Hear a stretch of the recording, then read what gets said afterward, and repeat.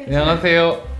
이론의 조성주입니다. 오늘 드릴 말씀은 재교정에 대해서 말씀드리려고 해요. 근데 교정을 다시 하시는 분들이 옛날에 비해서 엄청나게 급증하고 있습니다. 옛날에는 교정 치료를 무지성으로 많이 받았는데 요즘에는 내가 좀 턱이 불편하다던가 옷을 좀 예쁘지 않는다던가 과거에 교정했던 게 조금 잘못됐나? 혹은 좀 교정했던 게 불만족스럽나? 다시 내원하셔가지고 상담받고 교정하시는 경우가 되게 많아요. 그런 경우를 저희는 재교정이라고 하는데 강남 쪽에 있다 보니까 재교정 치료를 좀 많이 받으러 오시는 편입니다. 재교정을 하러 오시는 분들이 대부분 여쭤보세요. 제가 꼭 지금 교정을 다시 해야 되나요? 라고 하면은 무조건 필요한 건 아니겠죠. 환자분들이 스스로 답을 알고 계시거든요.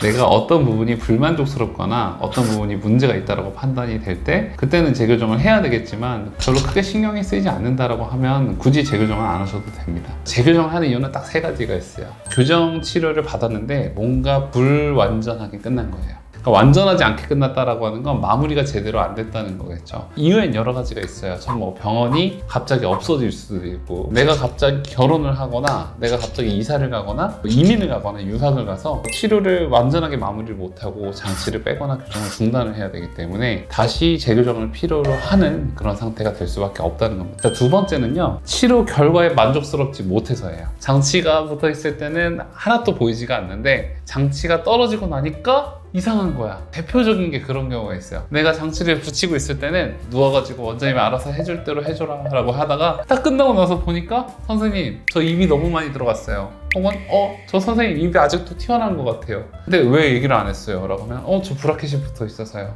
잘 몰랐어요 라고 얘기를 하시거든요. 저희 병원에서는 재교정 환자분들을 설치 교정으로 많이 합니다. 설치 교정으로 하게 되면은 바깥에서는 아예 안 보이고 안쪽으로 들어가 있기 때문에 설치 교정을 했을 때는 입술의 변화라던가 치아들의 위치 변화가 계속 보여요. 실시간으로 느끼면서 딱 환자분이 원하시는 선에서 끝내는 걸 더 추천하는 편입니다. 세 번째는 유지가 안 되는 거예요. 내가 초등학교 6학년 때 교정을 해서 중학교 2학년 때 끝났을 땐 되게 예뻤어요. 엄마도 그렇고 아빠도 그렇고 우와 교정 진짜 잘 됐다. 갑자기 대학교를 가고 성인이 됐는데 다시 입이 튀어나왔네, 다시 무턱이 됐네, 이런 경우가 있어요. 그런 경우는 교정은 잘 됐는데 그 유지가 되지 못했다는 건데, 유지가 되지 못하는 이유는 여러 가지가 있습니다. 현행일기 습관이라던가 어떻게 잔다던가 먹을 때 버릇이라던가. 근데 대표적인 거는 교정 끝나고 나서 유지장치 이런 걸 껴야 되거든요. 어렸을 때 교정을 하면은 동기부여가 충분하지 않아서요, 끼다가 버리게 돼요. 그렇게 되면 다시 원래대로 돌아가려고 하는 경향이 분명히 발생하겠죠. 재교정을 좀 하는 이유라고 보시면 되고, 그 세 가지 이유에 속한다면 병원에 가서 한번 점검이나 아니면 재검사를 받아볼 필요성이 있겠다, 이렇게 생각이 됩니다. 재교정을 받아야 될 때 어떤 걸 확인해야 될까요? 특히나 재교정을 많이 하는 사람으로서 한 세 가지 정도를 말씀을 드리는데, 첫 번째는 교정 치료에 대한 경험이 충분한가를 먼저 보셔야 돼요. 교정 치료가 재교정이잖아요. 교정 치료는 한 번 시작하면 2년에서 3년, 길게는 4년까지 걸리는 치료이기 때문에 교정 치료가 한 번, 두 번, 세 번, 네 번 이런 식으로 되려면 적어도 10년, 한 15년 정도의 기간이 필요해요. 환자분들을 계속 보면서 그 환자분들이 어떻게 끝났고 그게 잘 유지가 되는지 확인을 하려면 충분한 시간적인 여유를 갖고 충분히 치료를 한 경험이 좀 많은 의사 선생님들을 찾아가시는 게 재교정할 때는 유리하지 않을까,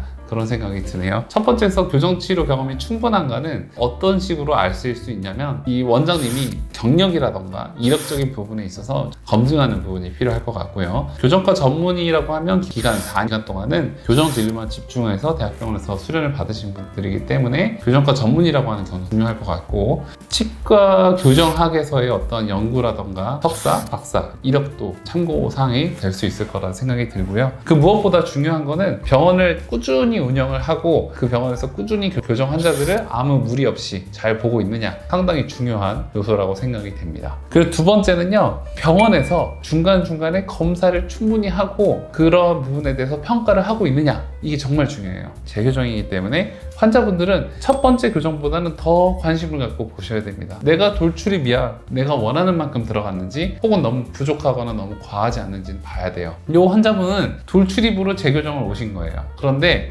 처음에 사진을 찍고 그 다음에 중간 사진을 계속 찍었어요. 이분은 치료 기간이 한 1년 반 정도 걸렸는데, 근데 이 사진에서 보이는 게 뭐냐면 입이 얼마나 들어가냐, 내가 가지고 있는 이 돌출감이 얼마나 해소가 됐냐를 보는 건데, 이러한 중간 사진 없이 처음에 딱 사진 찍고 그냥 의사가 시키는 대로 해, 이렇게 하는 거는 바람직하지 않습니다. 중간 검사를 하고 사진도 중간중간에 찍어가면서 충분히 중간 과정에 대해서 좀 잘 체크하는 그런 프로세스가 있는 병원을 찾으시는 게 좋습니다. 제일 중요한 건데 이러한 경력과 이력 그리고 충분한 경험이 있고 두 번째는 잘 갖춰진 점검 프로세스가 있다고 하더라도 세 번째 소통이 되지 않으면 아무 의미가 없습니다. 즉 의료진과 환자분들과의 그 소통이 정말 중요해요. 그렇기 때문에 재교정을 찾으실 때는 그 무엇보다도 중요한 게 과연 나랑 대화가 되는 원장님인가, 내가 필요한 부분을 충분히 얘기를 할 수 있고 그 부분을 들어주고 반영해 줄 수 있는 그런 원장님인가를 찾으시는 게 정말